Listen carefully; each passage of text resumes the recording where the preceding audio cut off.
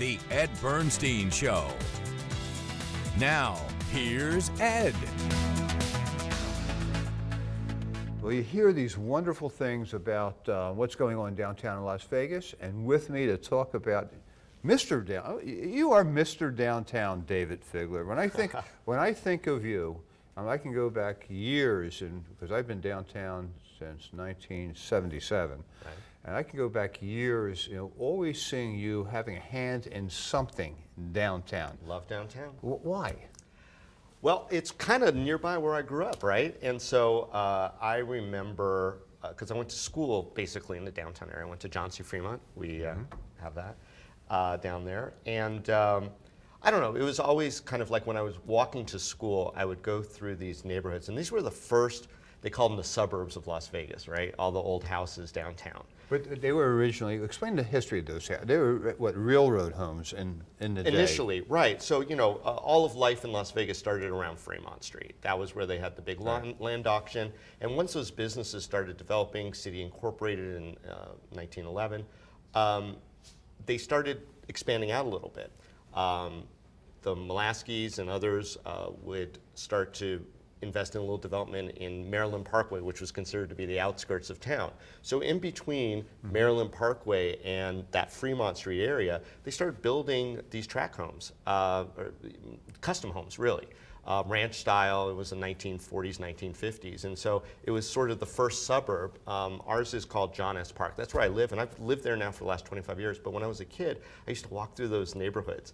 The old Temple Beth Shalom was our place of worship, and we would walk over there. I love those old houses. I just had a connection with the old Las Vegas, right? And so when I was an adult and I became an attorney, I was able to buy a home. That's the only place I ever considered. And so being a resident downtown, obviously you want to see your area thrive. You want to see community grow and develop. And as I've been given opportunity to participate in that development and support businesses that have been down there for the years, put programming down there, bring writers and authors and literary folk to come and share their stuff with the rest of the community, I've seen downtown go up, go down, and now it's at maybe an apex. I mean, the Arts District is beyond belief. It's been a long ride, as you indicated. Yeah. And a lot of times during that up and down, there was a lot of optimism that something would finally happen downtown. Yeah.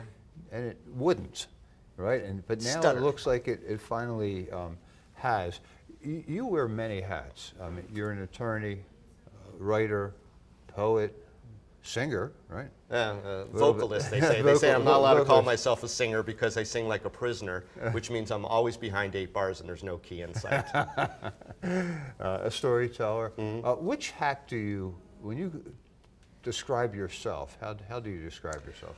Well, probably if my parents were still alive, it would be to their chagrin that I don't lead with attorney, that I talk to people about my podcast that I am the co-host of, CityCast Las Vegas. I really enjoy that because this is like the culmination of all the other hats. It's where I get to share my perspectives of a life in Las Vegas with all the people who are making it a life for all of us. And so I learn things all the time about the city that I thought I knew everything about every day. And so it's a daily podcast, and we bring on reporters and people doing things in the community and people involved in food and beverage and culture. It's really a wonderful adventure. And so I tell people, I'm a professional podcaster.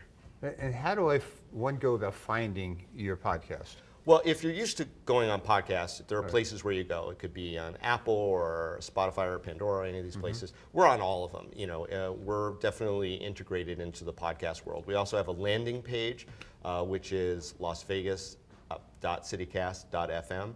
And you could subscribe to our daily newsletter that also goes out. We have an editor, a fellow in town named Rob Cacciarese. He's magnificent.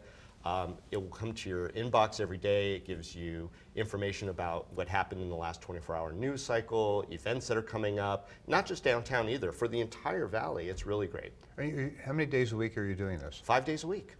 5 days a week. Off on the weekends? Yeah. Off on the weekends, got to recharge, and luckily I have a brilliant co-host. Her name is Sarah Lohman. She's a food historian by trade, so we have some really wonderful conversations about the history of food in Las Vegas, why shrimp cocktails are such a big thing here, how the steakhouses blew up, where the buffets came from. Right. So we kind of have all these kind of conversations all the time, and Sarah Lohman is just a fantastic, she's a newer resident. She's been here about 5 years. She lives in Old Town Henderson.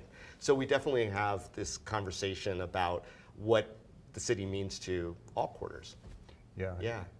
And Old Town Henderson, Old Town Las Vegas. A lot of parallels. And there's Old Town Boulder City as well, right? There really is. Yeah. I mean, there's getting to the point of Old Town Summerlin even. I mean, you know, it's like Old Town Green Valley. This community has grown, and time has become our friend in all the different offerings in history that actually exist here. We don't want to forget any of it. We want to celebrate it, and our podcast does that. Not without its controversy sometime. You know, over the years, it used to be that you wanted to know what was going on in town. You opened up the Review Journal. Mm-hmm. It was pretty thick at one time. Sure. The Las Vegas Sun was a separate newspaper in those days. You had, the Valley Times. We had several different periodicals. Quite honestly, you look at the newspaper now, it's ultra thin. Yeah. I'm talking about the Review Journal and the Sun, which is part of the Review Journal. However thin the Review Journal is, the Sun has to be thinner because it fits inside. Exactly. And by the time you're reading the news, you've already seen it 4 times on cable or network television, right? So you have it's already old. Yeah. Is that the advantage of podcasting? That's certainly one, being nimble, being able to respond to things that are happening. Our catchphrase for, our tagline for the podcast is, and this is what Las Vegas is talking about. And so really, because we have this great team, our executive producer, Sonia Cho Swanson, Layla Muhammad is one of our audio producers. She grew up here. We have these conversations all the time, like what are people really actually talking about? And so, you know, one of the ideas of having a local podcast where we're having these kind of community discussions is that we are fresh, we are new, and we are able to kind of talk about these topics in depth, whether they're cultural, political, legal, food and beverage. I mean, it really is the buffet, if you will, of what we talk about, what you and I talk about with our friends in real time. And so, yeah, doing that every day. And they're short. They're typically about 22, 23 minutes each, perfectly timed for your commute in our unfortunate traffic in, congested town. Now you have more time for your podcast. We have more time for the podcast, but also like walking the dog or doing your exercise or cleaning the dishes. Yeah. It's a perfect way to just kind of tap in. Yeah. And if we take away the construction, it's happening everywhere. The commute We're going to have to be talk bad. faster. You're known for breaking or talking about a story regarding Elon Musk. Mm-hmm. Right. Now, I have not been on that. What is that underground thing called? Yeah, I mean, we all call it the Tesla tunnels, but it's actually the Boring Company's Vegas Loop. Right, and I haven't been there. So it's supposed to take people from the convention center, basically, back to their hotels? Is that the idea? I think that's the game plan. It wasn't originally proposed to be that way. It was originally just supposed to be a people mover under the convention center. Look, we've seen that convention center grow at an inordinate rate. It takes up such a huge part of that area. I actually grew up right around there, and all the places that I lived at are all gone, and they're now part of the convention center. But so that's a good thing, I think. I think so. Right? It's a good thing for the city. Well, for the city, certainly, growing that convention business, bringing people here, it's vital for the community. And so the project was initially supposed to just bring people from literally one side of the convention center to the other, save them the walk, especially if it was hot outside or whatever. And it's essentially an underground taxi, right? You get into a Tesla car. It's driven by a person. You get as many people as you can in there, 2 or 3 or whatever, and you drive to the other part of the convention center to go whatever the exhibits might be.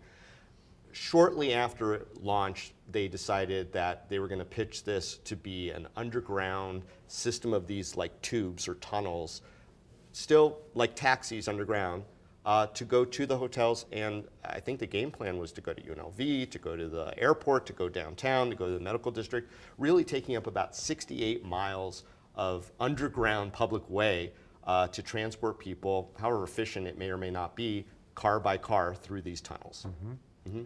And it hasn't worked out that way. Well, it didn't happen fast. I mean, it's an interesting process. City Council Las Vegas partnered up with ProPublica, which is a national reporting agency, and a writer named Daniel Rothberg, who is an environmental reporter, quite esteemed, and used to work in a lot of the publications here. I think he was over at the Las Vegas Sun for a while. And we just started digging into public records. You know, what problems have they been having, because no one's really talking about it. And we found that, you know, the sort of idea that Musk has about less regulation is better for business. We don't have to worry about doing stuff right ahead of time per se. And right, I say in quotation marks. We don't have to do it like precisely the way that the law suggests we have to do, because that's arduous. We rather do it, progress, make it happen. If there's problems, we'll fix it. And if people get hurt, we'll pay for it. A very different attitude than, you know, making sure that everything lines up ahead of time. And so, you know, they've been cited for the ways that they've been disposing of the treated water for this operation, how they've been transporting the materials that are the result of all the digging that they're doing. But it first came to our attention because there were all these OSHA violations that were found and reported upon by the national media. And we kind of thought, like, why is the national media finding out about this? We should be talking about this, because this is something that potentially is going to impact everyone. And unlike other places where you have big transportation systems, they haven't had to do, by law, they haven't been required to do environmental impact studies and things of that nature. So it was really interesting in the national conversation that we're having, but a very local thing. Wow. Yeah. So what is the status of it? I mean, are they operating yeah. well now? Is it safe? Is it working? Is it? Well, as Commissioner Jim Gibson said, we wouldn't be operating it if it wasn't safe. So we will take take the commissioner's word. You know, the county does have agencies that license it, that look at different things. The question is it enough and is it effective?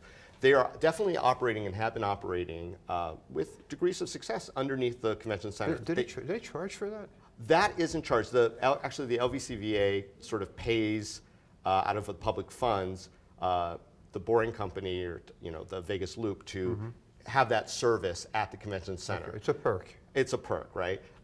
Then it is open to the Resorts World. So that one has been open, and they just recently opened up the one to the Westgate. And I think they're working on the Encore and possibly UNLV next, station by station. And all the casinos clearly want to be in on it. So, they're funding it in those ways. It's a private entity other than the public funds I just talked about. When we put out this story at our podcast and with ProPublica, there was new information revealed that there were fire safety concerns that were being worked out. But again, Gibson said, we wouldn't be doing this if this wasn't safe. And so that's the word we have. Does it make sense to you? I mean, I look at what's going on, what happened with the monorail. Yeah. Never really developed into the transportation system that they pitched us? They pitched us, yeah. Exactly. Yeah. What is the difference between these potential success of both these, the monorail and the boring company? Well, it's funny you bring up the monorail, Ed, because they are now kind of linked together with the underground tunnels. The LVCVA, who are big promoters of this underground system, also purchased the Las Vegas monorail, so they're running it right now. The concept is a little ambiguous, but it sounds like they bought the monorail so that there wouldn't be a non-compete with the underground tunnels, but that at some point, if the monorail becomes decommissioned because of any number of reasons, that they would give it over to the loop system, and that it would all be integrated in ways to get people around the city. And look, we've talked on our podcast with people from the RTC, we've talked to people from the airport. Everyone says, we don't know exactly how efficient this is going to be, but anything that alleviates the traffic that we all deal with is something worth looking at. And so if it's worth looking at, we thought from our podcast perspective, it's worth looking at. And that's what we did. How did you develop a love of poetry? Oh my gosh. I think like anyone else, you're a teenager, you're full with angst, and you scribble in your little notebook all your dark, deep thoughts. I found that it was a fun way to. It was developed at the Fremont School? Yeah, kind of probably did. Certainly at Valley High School. But, it's just fun performing for me. I like to perform, and, I'm not a gifted singer. I can't play an instrument, but I can certainly get on stage and talk. And so poetry was really sort of my entry-level drug. It was my gateway drug into doing storytelling and bigger productions and stuff. So I love the poetry, and I still dabble with it. I just had a poem in Desert Companion for NPR that was fun about living in the city. I'll tell you this, Las Vegas is a place that inspires poetry. I don't think enough is written about our city, and so whatever I can do to contribute to the collection of works, of literary works about Las Vegas, good or bad, I'm happy to be part of that. Entertainment capital of the world, sports capital of the world, and soon to be Poetry the capital of the poetry world, too. capital of the world. What are a couple of things that you really think the city is doing well? I love that you asked that question, because people always ask me, what do you think the city's doing wrong? And I have a lot of thoughts about that, and people think that that's all I ever think about is like, what are they doing wrong? Why are you such a negative Nancy? Right.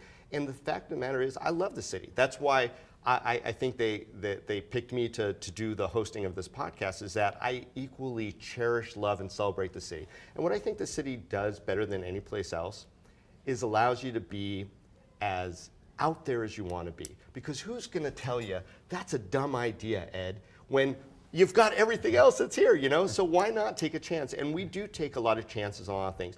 I don't like when we get a little too homogenized. I like when we're outside the box and different things happen. And that's why I love the Arts District so much, because it's not your typical Las Vegas, right? But that's what Vegas is. It's something not typical around the corner all the time. And the people who are drawn here to have that adventure, to be creative, to be interesting, to invest in something that maybe in other cities we're told, you can't do that. That's not, people tried that before. People will try something 100 times here. And I love that about this city, that we don't discourage people from just going for it. And they do keep doing it and trying it. Yeah. As you're saying that, I recall you, God, this must have been 30, 40 years ago, I don't know. We had this little restaurant coffee shop on 4th Street. Enigma Garden Cafe. Enigma Garden Cafe. Yeah. And I used to go there for lunch, and I could recall you in the back. Yeah. They would have storytelling and some poetry and some artsy things like that going on. The food wasn't bad either. It wasn't bad. It was a cool little place. Yeah. And at that, this is 30, 40 years ago, right? Julie Brewer and Len Adams Doris. And rest in peace both. Right. And I thought that would be the beginning of something happening downtown. It just went to sleep for a little bit, and then it woke up again. So, right. Yeah, those spots like that were popping up all over Vegas back in that would have been the early 90s, mid 90s. And there was a lot of this energy and creative energy. And look, Las Vegas is a place of contradictions. We have such beautiful natural offerings here that people don't realize until they're here, from Red Rock to Valley Fire, even Lake Mead area, the wetlands. I love all the different things that are here that you could go skiing nearby, or on the lake, or on the same day, or hiking in the desert. Yeah, all on the same day. Yeah. And so there was always a place for the arts here. I wish that the city in large would embrace it a lot more and encourage the artists. That's where my heart is with the artists, with the visual artists, with the written word.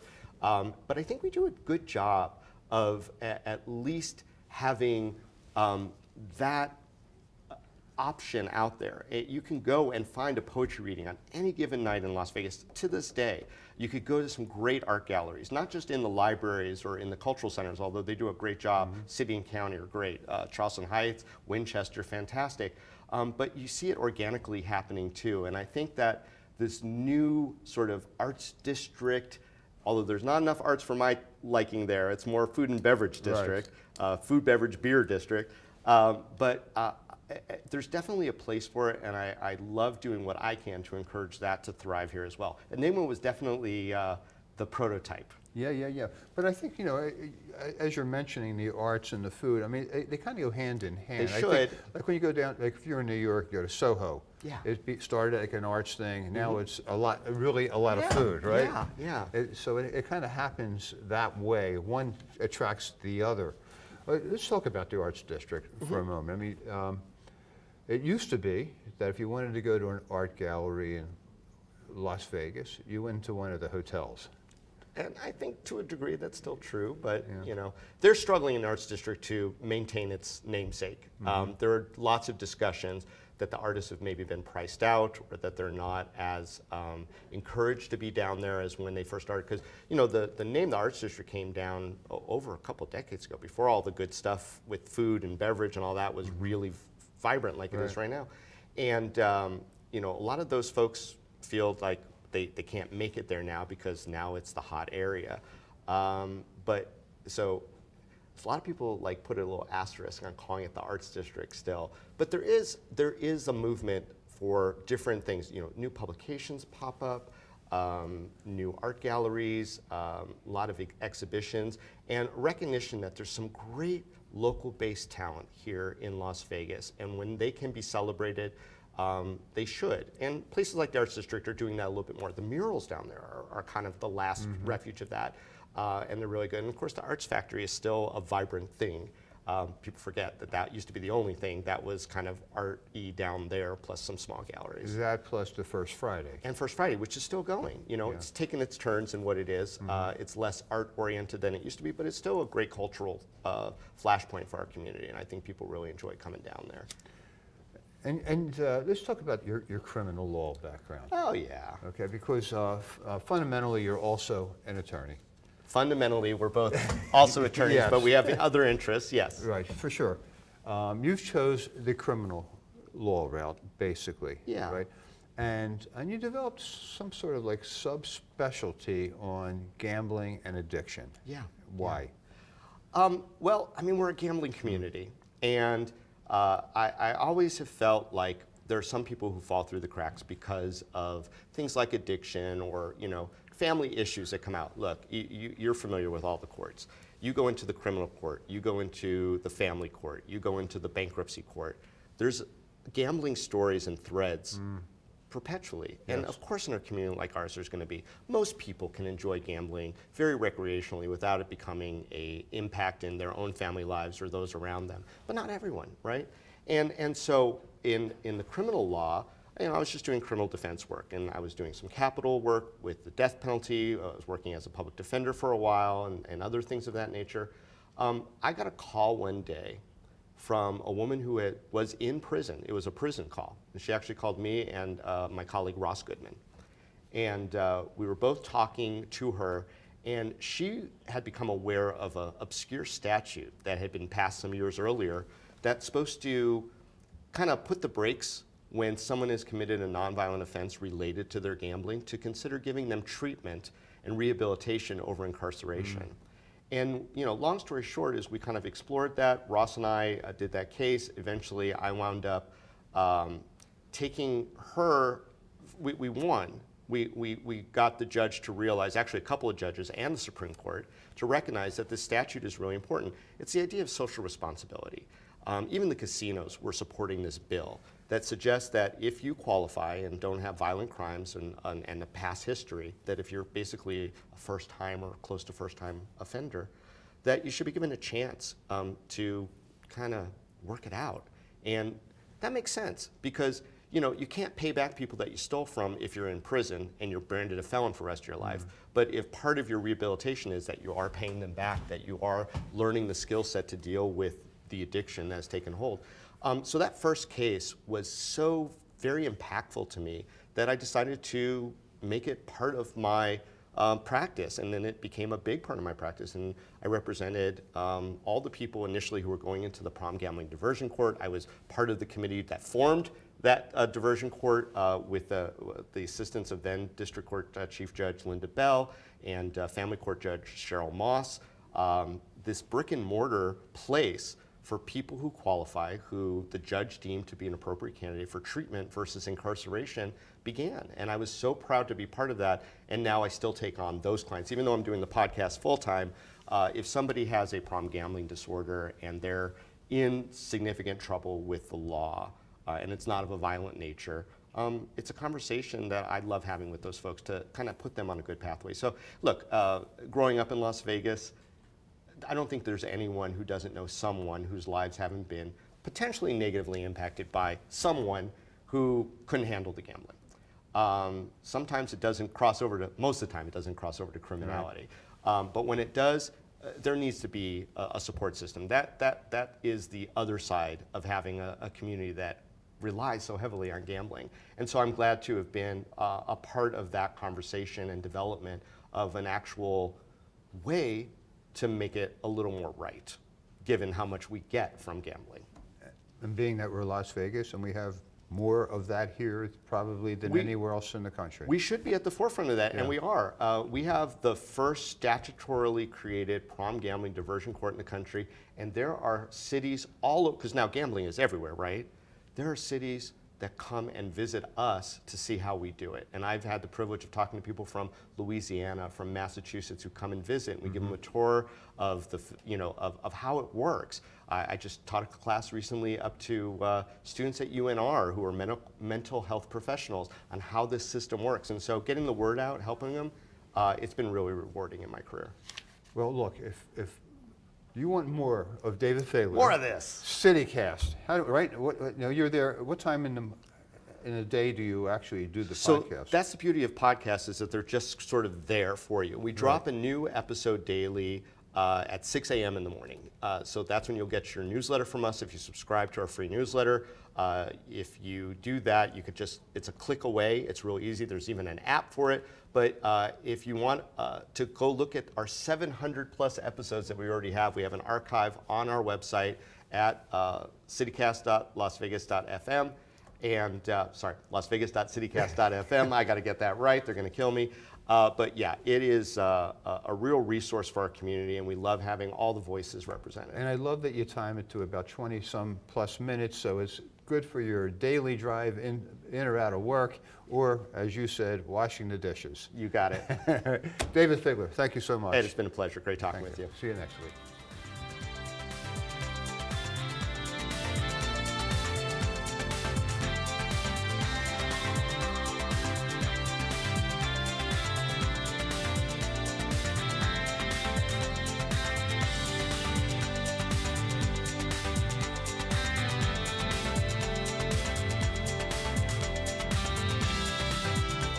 The Ed Bernstein Show. Now, here's Ed. I got rear-ended by a crazy driver. I felt like I needed to call Ed Bernstein. Everything was exceptional. I was very happy about how everything went. If you've been injured in an accident, call me. That call is free.